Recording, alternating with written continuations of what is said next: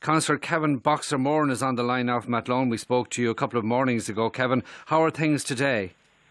Well, it's nice and sunny down here this morning, but I can assure you from 11 o'clock last night right up to, I suppose, 20 past 6 this morning with bloody mayhem. That's the only way I could describe it to you.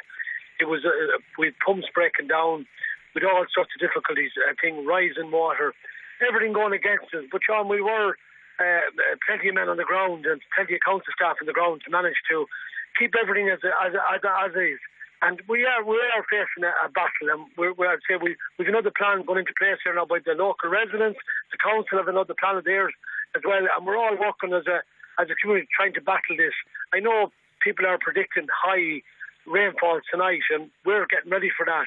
But at the same time, we are as residents, I suppose it's easy to say that as a local representative and supporting the residents right through, but we are hoping we get through it, John.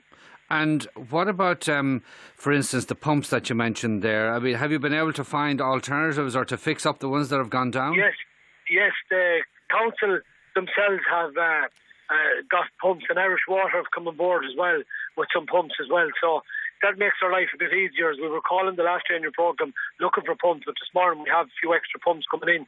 But John, you take it when it gets dark at night, and people are at home in their beds.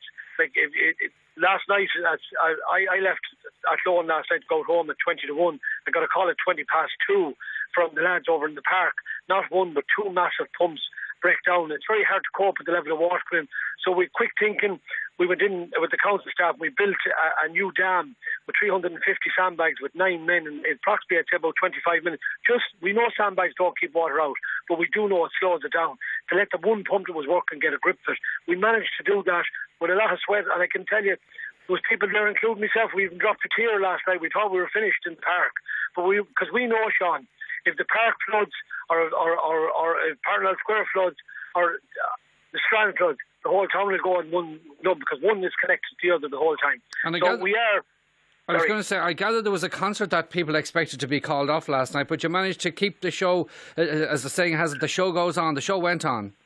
The show went on. I got the call yesterday evening. We were working in the Strand that the concert was go ahead. So I suppose a bit of thinking on my own behalf.